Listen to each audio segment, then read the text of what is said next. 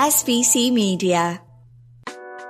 Welcome to the iGaming Daily Podcast, analysing the news from the betting and gaming industry all over the globe, supported by Optimove, the #1 CRM marketing solution for the iGaming market.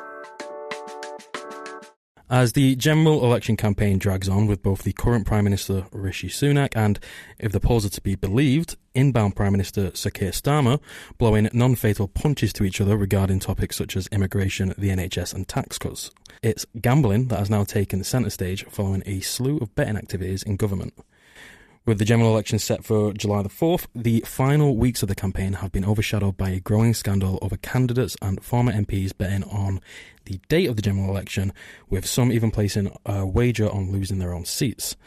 And this will be the topic of today's episode of iGaming Daily, supported by Optimove, where I, your host James Ross, am joined by SBC's Project Media Manager Martyn Elliott and CasinoBeats editor Joe Streeter. Did I get that right?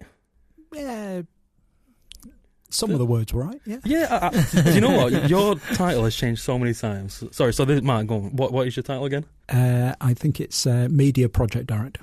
Media Project Director. Okay, so he wants the fancier title than I've given him. Yeah, 100%. Fine. So Martyn Elliott, the Media Project Director, and Joe Streeter, the editor at CasinoBeats. We're going to dive into the different investigations happening by the Gambling Commission on these matters, who's bet on what, and we'll question the role of operators and then ask the question, is it all legal? Then towards the end of the show, we'll part ways and leave you in the hands of SPC's content director. That's his correct title, Martin. It is, 100%. Ted Menwe, who's currently with a special guest in Tbilisi. Why, you may ask? Stay tuned to find out. So, now I've messed up your job title, Martin. Before we dive into it, how are you liking the general election at the moment? Well, if I was being serious about this, I would say I was a little bit worried because the calibre of candidates is somewhat lacking, it's fair to say, almost across the board. Mm-hmm. But there has been some entertaining stuff as well by some of the more basket casey candidates, if we're allowed to say that, without breaching impartiality regulations. But there was a fine interview with the Reform candidate for one of the seats in Bristol on Times Radio the other day, in which he endeared himself to his potential voters by describing his constituency as the crucible of woke, and then went on to just rant on about how the war in Ukraine wasn't Putin's fault and how COVID-19 was a big scam, and in fact COVID-17 was a big scam, to use his precise words. So yeah, he was fun. But I'm glad he's not getting into Parliament. So for one sarcastic Reform response to someone who's actually a big fan of Nigel Farage because he's been on his show. Well, it's steady. No endorsements from me on this episode. But yeah, it's been wild, right? It's been really interesting. I mean, we've seen Keir Starmer and the Labour Party try and take a damage limitation approach and just step back and just let the Tories self-implode. They've had to come out a little bit and, pursue some policies and be on the front foot a little bit. But we've also seen the rise of, a surge of Farage and Reform from the right, and Ed Davey and the Liberal Democrats from the left. They've both really taken advantage of this void at the top, that, this void of real inspiration from both Sunak and Starmer, and they both seem to be doing quite well in the polls. So it's going to be interesting. I do think there might be a Martin. I don't know how you feel about this, but I do think the news narrative that Labour are going to get a super majority might lead to some voters maybe being complacent. It could provide an interesting backdrop. As much as I think Labour will win comfortably, it's a scare mongering tactic, and the Tories have used this quite a lot in the past. Where it was prevalent, I believe, in Brexit. So because the last 2 weeks of that campaign was very hectic, you didn't really hear too much about it. I remember at the time anyway. I didn't beforehand. But even when I think it was Ed Miliband, I think Ed Miliband might have been. Was it Ed Miliband? He might have been a bit different with was it bacon rollgate or sausage rollgate or something like that?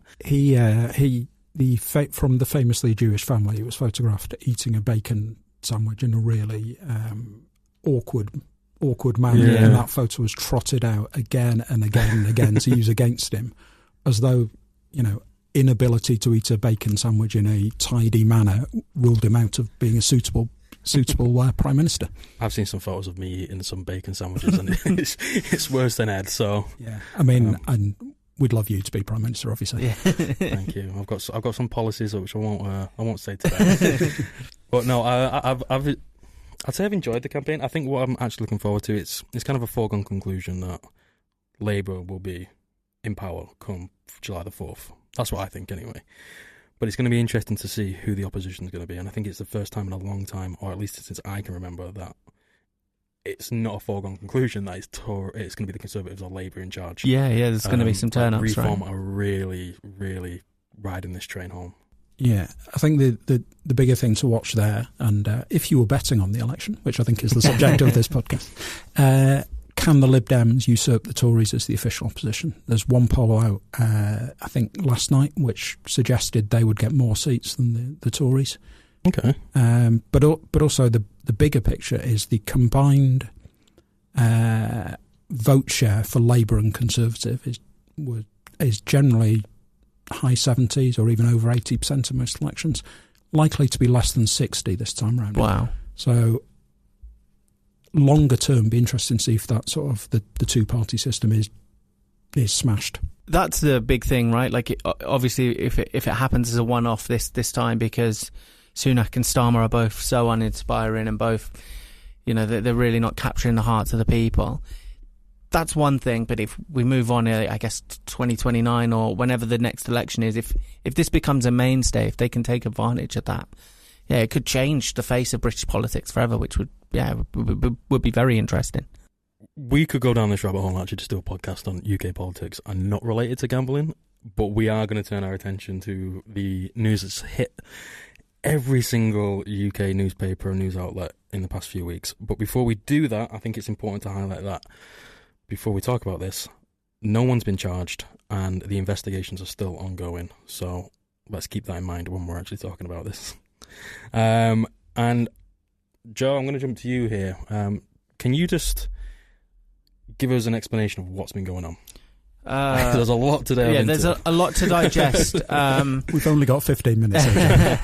What I would say, James, is as much as there's been no criminal charges, I think the damage may well have been done with this, because when we're talking about an election campaign, and unless you're a complete news junkie and you're glued to the news every day, there are few stories and few headlines that really resonate with people.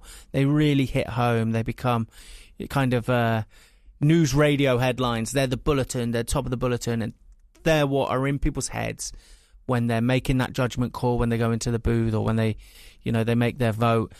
There's not loads of them on an election campaign. There's a few. Interestingly, and it is fascinating, that this is one of them. This seems to have resonated with the people. This has really got into the people's heads. D-Day was another one, Rishi Sunak's early departure from D-Day, or the D-Day ceremony.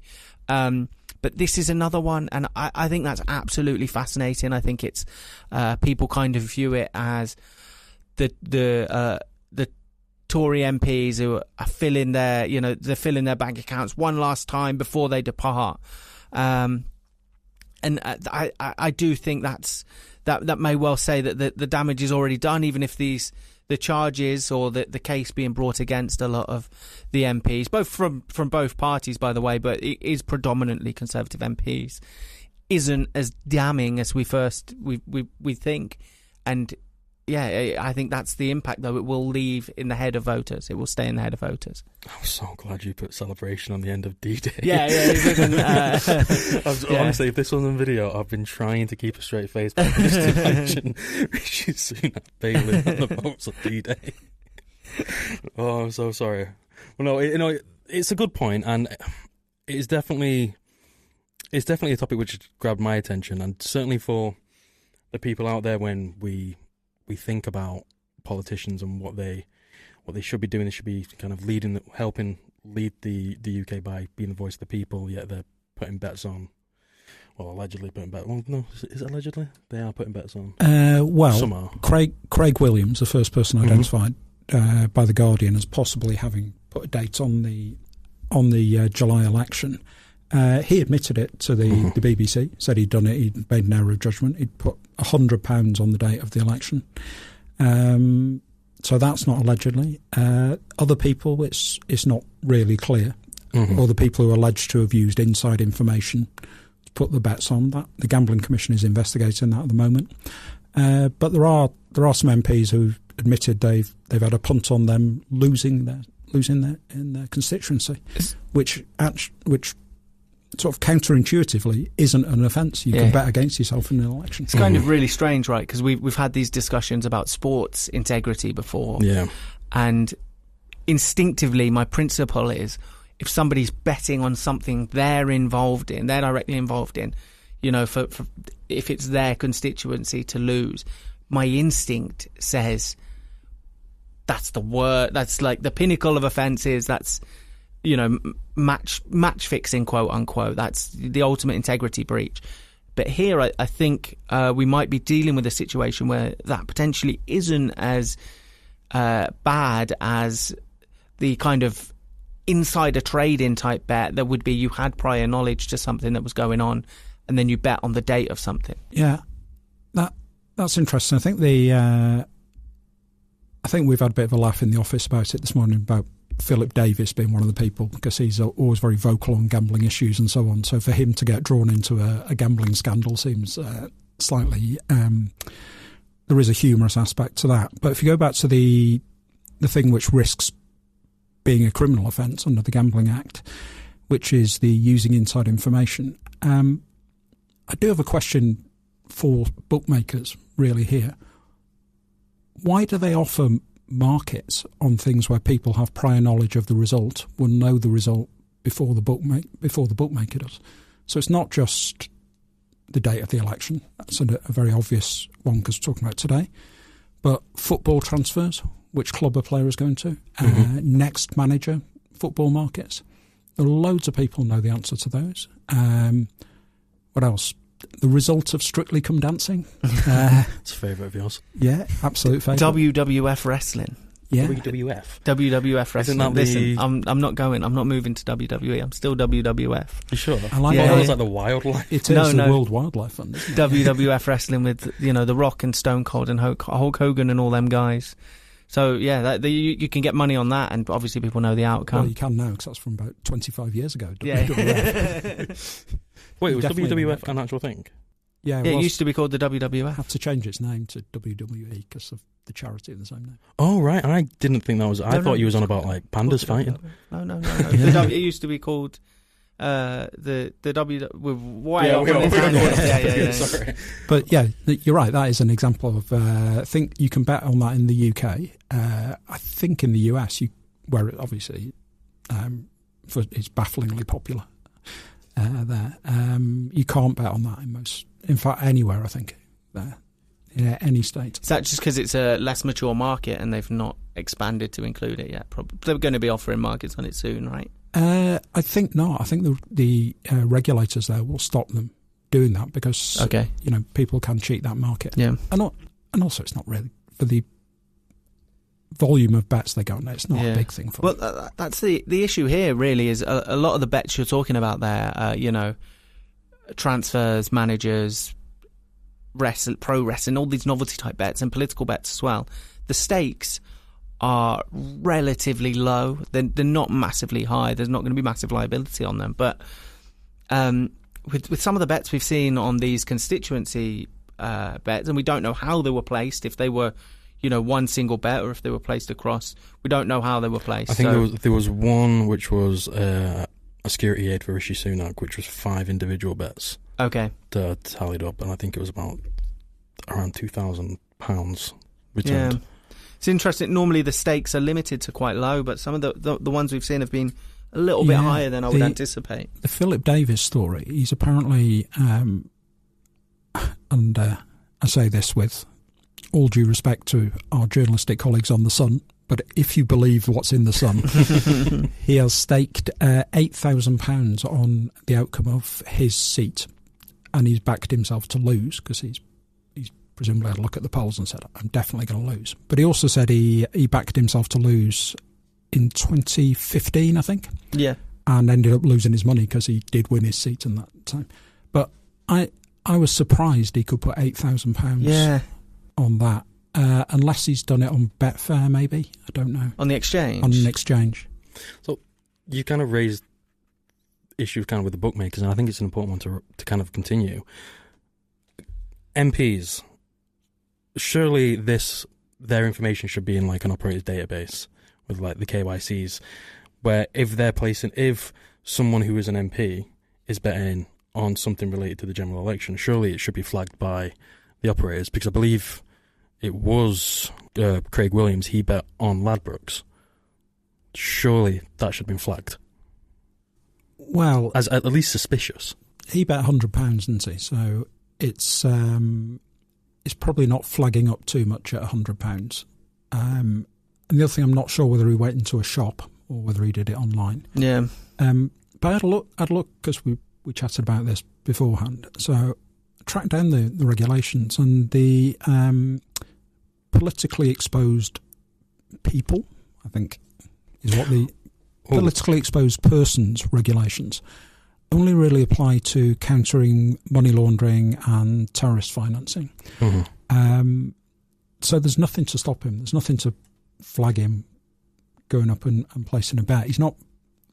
He was only breaking the law, we believe, we understand, possibly, allegedly, all those other bits, although he has admitted it, because he's using inside information.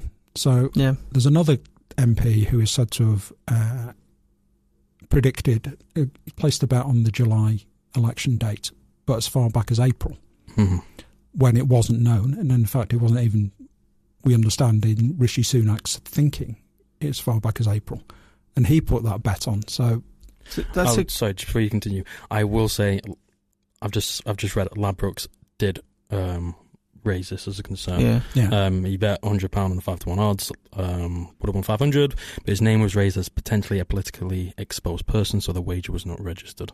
Just wanted to get out there. Sorry, Ladbrokes, for questioning. So it's everybody, that all the bets placed post-May that have fallen into this investigation. Is that correct? I think so. They'll be looking at... so apparently the decision was made pretty quickly to go with the election, and there were around about 40 people who had inside knowledge of that. Okay. But the window for placing bets on that would be quite small. Yeah. But obviously they could all talk to their families, and you've seen there's an allegation that a police officer who worked as part of the close protection team has placed these bets, and apparently the Met Police are investigating 5 other police officers who weren't part of the close protection squad. So has that gone through a WhatsApp group or something? The information, who knows? So despite the fact, this is the point about these markets, that where the people know the results before the bookmakers do. You think it's only a small number of people can possibly know it, but it does spread pretty quickly. So those 40 people, if they only tell a couple of people each, and they tell a couple of people each, and soon you are actually have quite a big risk. And when you say inside knowledge is not it is knowledge that the hard knowledge that the election will take place on that day. It's not just like a judgment call based on your role, if you know what I mean. Because I saw an interview with Wes Streeting where he said, it's been the news round thing to do this week to ask every MP if they have a bet. And they asked Wes Streeting, and he said, I think he said he had one political bet where he made some money on Sajid Javid being announced as Boris Johnson's health secretary, I think. And he said, I knew Boris wouldn't like change, and I knew he'd stick to Sajid Javid. That isn't inside knowledge, is it? That's just using judgment. Inside knowledge is... There's a difference between knowing something as fact and hearing a rumour which you can use your judgment on to be fairly certain it's true. The inside knowledge is if you know something as fact that allows you to place a bet that you are certain wins, that is cheating. if it's just rumour and you've heard a bit of gossip and so on, and you still have to make a judgment on it yourself, then that is not cheating. Okay, those are some fine lines right there. Yeah, difficult to prove. Yeah. I'm going to round this up because we are running out of time and we still need to hear from Ted in Tbilisi. Actually, one question before we sign out really quickly. How big an impact is this story going to have next week? We're a week out from the election now. How big an impact do you think it will have? Do you think it'll have an impact? I think it'll have somewhat of an impact, but I already think it's a foregone conclusion of this election. So it just depends how much of an impact it has in the opposition side of things. Yeah, I think nothing's had an impact in this election. The gap between Conservatives and Labour has stayed the same through everything, through people actually starting to consider what policies are and so on. It's, the polls have stayed pretty much the same, other than both the Labour and Conservative have moved down a bit since Nigel Farage came and said he'd stand in the election. So Reform have taken a chunk, but it's the baffling personal popularity of Nigel Farage has made the difference, not any of the issues. What we'll say to round this off is everything the Conservative Party have done in this election has been an absolute disaster for them. And this is no different, considering it came at the same week when they released their gambling ad. Oh, yeah, that's a really good point, actually. They released a bad gambling ad after. That was inappropriate, to say the least. Yeah. For this to then break at the same time is just disastrous for them. I'll leave it at that because we are running out of time. Joe, Martyn, thank you for joining us. We had so much more to talk about, but we are short on time, so we could revisit this come a week before the general election if anything else develops. But until then, I've been James Ross. This has been iGaming Daily. This has been the first part. We're going to do a quick ad break, but stay tuned because Ted Memway will be speaking to you and signing you off. Until then, thank you for listening. SBC Leaders connects the gambling industry's top-tier operators and associations to share the best ideas, collaborate on solving the biggest issues, and push innovation throughout the betting and gaming industry. If you're an operator and want to join the discussion, visit sbcleaders.com for more information. Hello, SBC. I'm Ted, as you all know me, and I'm here in Summit Tbilisi, and I have managed to kidnap from the floor Anton from SBC Advisories to have a chat about the Georgian market and the view from Tbilisi. So let's begin. We had fun last night, didn't we? Oh, what? Watching the England game? Pulling teeth. We had a great night. We had a great day.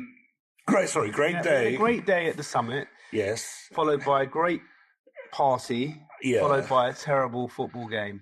What I liked about it is with about 10 minutes to go, and we'd forgotten that we were even in that tournament. And it wasn't until we were reminded by other SBCers that kickoffs in 5 minutes that the night just slowly sobered up. I've never experienced that. It was very traumatic. Slovenia are a good team, but England really lack a spark. I think that's the best way to put it. And can I just say that England's performance has nothing to do with the hospitality and the generosity of the people of Tbilisi, who really are the best hosts in Europe, don't you think? Extremely hospitable. I mean, we're still in the second day. The first day was fantastic. It is my first time in Tbilisi. I'll be coming back, absolutely, next year. Mm-hmm.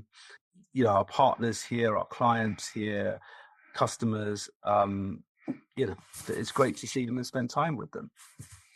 It always is, always. And it's funny because, we're trying to kind of look at themes and look at kind of dynamics and interplays.